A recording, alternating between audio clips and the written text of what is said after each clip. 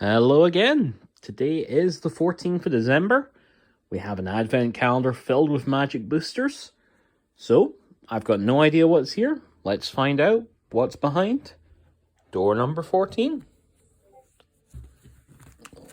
Okay.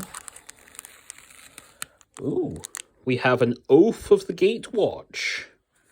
Nice. Okay. So yeah, we've had a Battle for Zendikar booster pack already show up in here.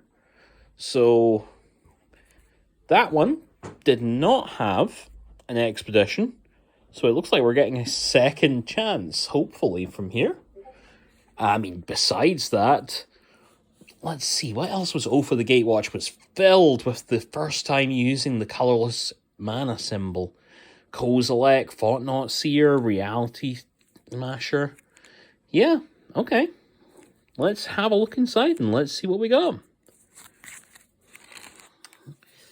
Okay. Alright. Around this time, when would this have been? So this would have been just after Khans of Tarkir. Yeah, say about 7-8 years ago? More like about 7, probably. Let's see. Okay. Alrighty. Like Battle for Zendikar, I don't remember this one being remembered so fondly, but, you know, I actually enjoyed the set more than Battle for... Oops. We're getting our first 2 cards shown off there. Let's just take this one at a time. Untamed Hunger, 2 and a black for enchant creature. Enchanted creature gets +2/+1 and has Menace. Menace at that time was just brand new off the back of Magic Origins, I believe. So yeah, the forming here. Shoulder to Shoulder, 2 and a white for a sorcery, which says support 2, which puts a +1 counter on each of up to 2 target creatures, and you draw a card.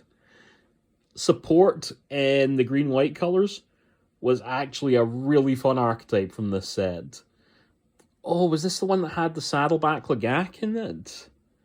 I remember there was a Lagak somewhere. I remember there was some kind of Lagak in Magic's history, and I've got a feeling it all came from here. Let's have a look and see further. We have a Goblin Freerunner.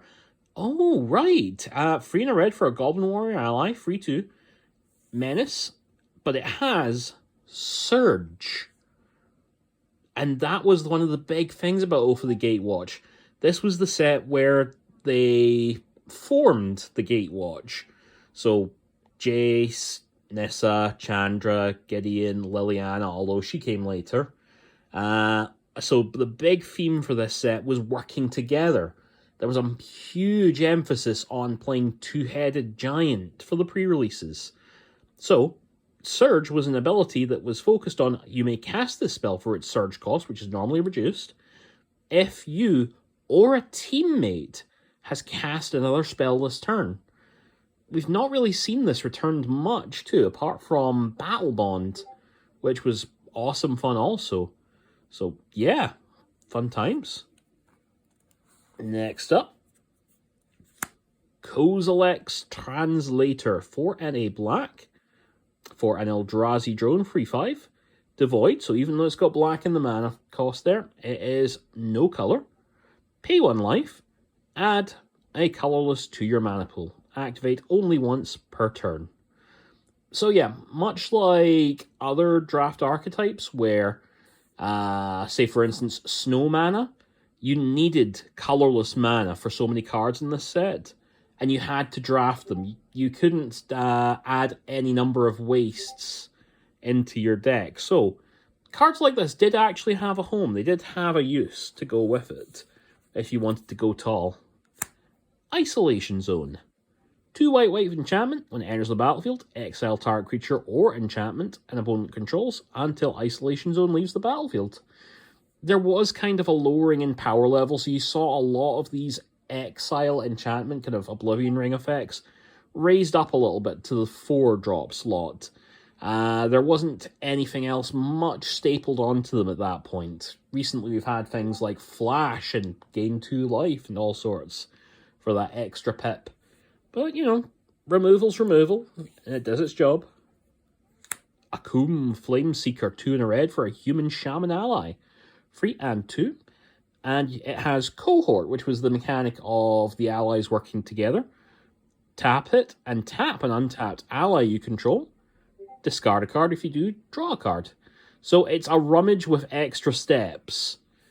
You need to tap this and another creature to be able to get it to work. Specifically an ally.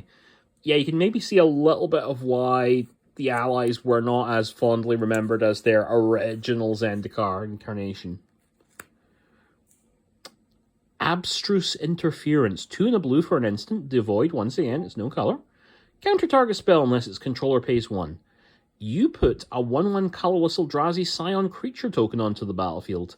It has sacrifice this creature to add colorless to your mana pool. Yeah. Free mana for this kind of effect felt a little bit much, even with the stapled on token. But, hey, I'm sure that some people got someone. A good old mana tithe never hurts. Loam Larva. 1 and a green for a 1/3 insect. When it enters the battlefield, you may search your library for a basic land card, reveal it, then shuffle your library and put that card on top of it. Cards that, you know, you're looking for a basic land, you need to hit your land drops. Ones that add them to the top of the deck versus adding them to your hand, never been my kind of favourites. This one, sadly, is joining the ones that, yeah, I'm not a fan. Oh, we got another Surge. Jar Isle Avenger for 4 and a blue, a free Sphinx flying. But, once again, if you cast a spell beforehand, or if you've got a teammate to help you out, you can pay 2 and a blue for a free flyer instead. So yeah, usually it was fairly easy to trigger Surge even by yourself, so this was just a decent body. Yeah. Okay. Let's see now.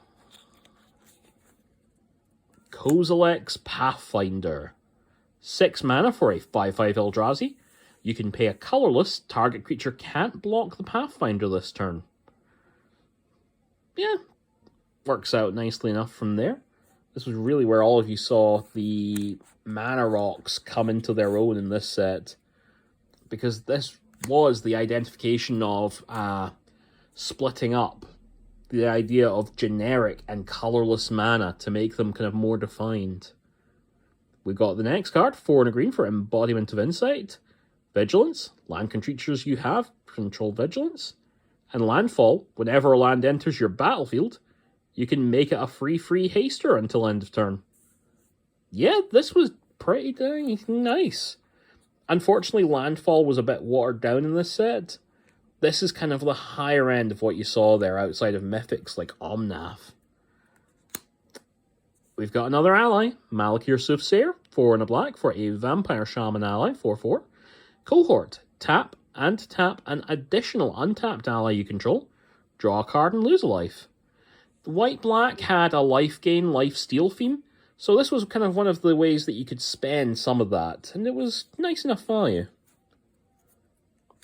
Pyromancer's Assault. 3 and a red. Whenever you cast your second spell each turn, the assault deals 2 damage to target creature or player. I mean, there was whole decks built around the idea of this coming from 2 spells a turn. We've seen it recently being taken as a whole archetype with Monk class.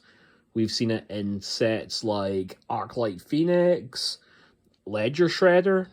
So yeah, there's definitely something behind this. And there's also a card behind this. So, our rare is Eily, Eternal Pilgrim. Is this one of the first legendary creatures we've came across here? Eily is one that I really wanted to try and build a commander deck around back in the day, and I'm still do. A white and a black, rather, for a core cleric Death Touch 2/3, who can pay 1 and sack another creature. You gain life equal to the sacrifice creature's toughness, or 1 white and a black and sacrifice another creature. exile target non-land permanent if you have at least 10 more life than your starting total. I want to build this with Lurrus as a companion because she is one of the very few commanders that works with his restriction and has the sack outlet built into her. She's pretty awesome. So, yeah, I liked her. She's pretty cool. And what do we have? We have a full art forest. Oh, and this was the classic Zendikar forest art as well. Oh yeah, there's something about it that's just really striking and awesome. Yeah, gotta love it. And of course, a plant token. So, there we go. That is the Oath of the Gatewatch. I'm Ryan, and I'll see you guys tomorrow.